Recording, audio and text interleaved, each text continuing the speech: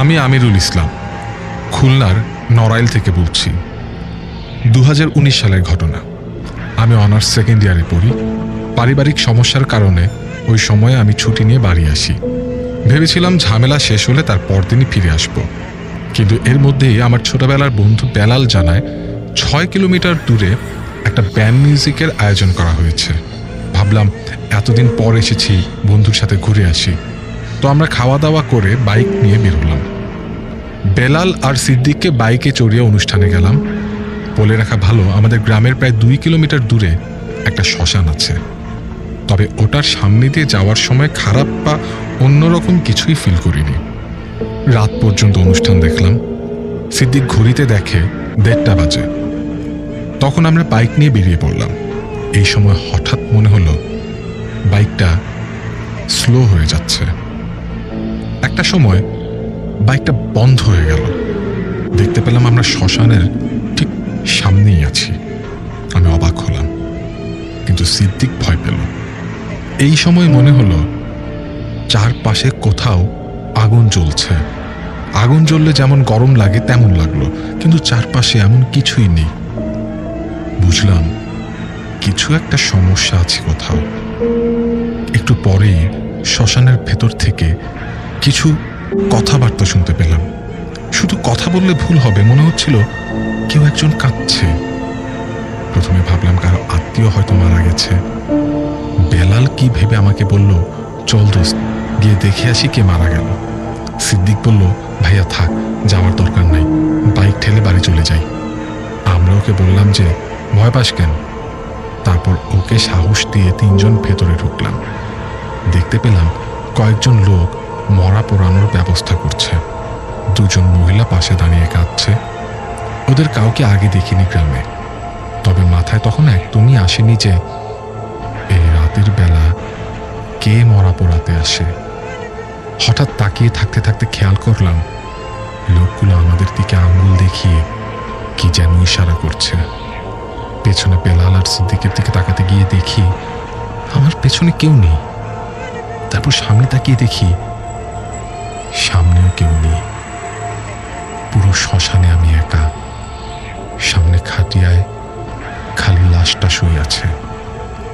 হঠাৎ করে লাশটা উঠে বসল। আমার শির নাড়া বেয়ে ভয়ের একটা শীতল স্রোত বহে গেল। লাশটার দিকে তাকাতে দেখলাম ওটা মাত্র মরা কোনো লাশ নয়। দেখে মনে হচ্ছে অনেক দিন আগে মারা গেছে লাশটা। চোখের জায়গায় গর্ত থেকে আগুনের মতো জ্বলছে। শরীরের মাংস পচে পড়ে যাচ্ছে। আমাকে লাশটা এসে প্রায় ধরে ফেলেছে। এমন সময় আমি আল্লাহ বলে জ্ঞান হারিয়ে ফেললাম। জ্ঞান ফিরে দেখি আমি আমার বাসার বিছানায় শোয়া, গায়ে জ্বর।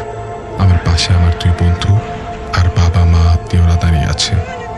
বেলাল আর সিদ্দিক বলল, তুই আমাদের রেখে একা একা বাড়িতে আসতে গেলি কেন? ওদের কথা শুনে বুঝলাম ওই দিন আমার সাথে আমার বন্ধুরা ছিল না। তারপর থেকে আর খারাপ কিছু ঘটেনি আমার সাথে, যদিও এখনো সেদিনের কথা ভাবলে ভয় লাগে। মাঝে মাঝে দুঃস্বপ্নেও ওই লাশটাকে দেখি আমি।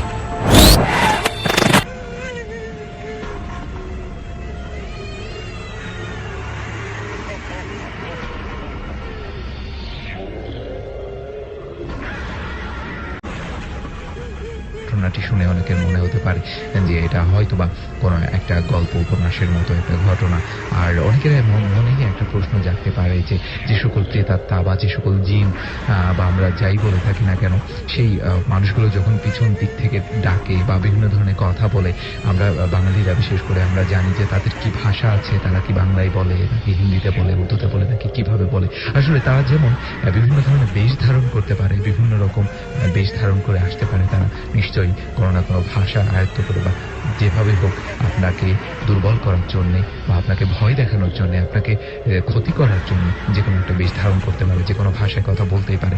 এরকমটা অনেক ক্ষেত্রেই শোনা যায়। বিশেষ করে আর ভয়ের ঘটনার ক্ষেত্রে আমি বলবো যে অনেক ক্ষেত্রেই আমরা শুনে থাকি, এটা আমাদের প্রত্যেকেরই কম বেশি অভিজ্ঞতা আছে, যে বাড়ির যদি কেউ আপনার পরিবেশের বা আপনার ফ্যামিলির কেউ যদি রাতে বা দিনে প্রচন্ড রকম ভয় পায় এবং ভয় পাওয়ার পরে কাঁপুনি দিয়ে জ্বর আসে বা বিভিন্ন ধরনের রোগ সৃষ্টি হয়। এমনটা অনেকটাই শোনা গিয়েছে যে একজন লিসেনার লিখে পাঠালেন যে তার বাবার দাদা তার বাবার দাদার সাথে কোনো একটা জিন বা প্রেতাত্মা বা পেতনি যেটাই হোক থাপ্পড় মারার পর বা তার সাথে কিছু একটা হওয়ার পরে হঠাৎ কোনো কারণ বা কোনো কিছু ছাড়াই মারা গিয়েছিল।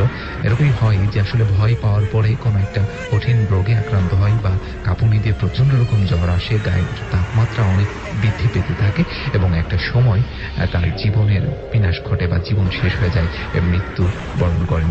এরপরেও আরো কিছু কথা, আরো কিছু ঘটনা আছে, আপনাদেরকে অবশ্যই বলবো। তবে একটা বিষয় আপনারা মনে রাখবেন যে যদি কখনো গভীর রাতে আপনারা যদি কোনো ভয়ের সম্মুখীন হন, তাহলে আপনাদের নিজের আত্মবিশ্বাসটা শক্ত রাখবেন এবং একটা বিষয় খেয়াল রাখবেন, অনেক বিষয় অনেক কিছু আমাদের মেনে চলতে হয়।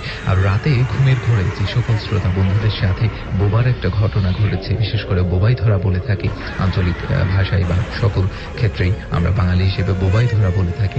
অর্থাৎ রাতের বেলায় যখন ঘুমিয়ে আছেন, হঠাৎ আপনার ঘুম ভেঙে গিয়েছে, আপনি বুঝতে পারছেন যে আপনি কাউকে দেখতে পাচ্ছেন না, কিন্তু আপনার হাত আপনার পা আপনি কখনোই নাড়াতে পারছেন না এবং আপনি প্রচন্ড রকম আওয়াজ করছেন, অনেক ডাকাডাকি করছেন, কিন্তু আপনার শব্দ আপনার গলা থেকে বের হচ্ছে না।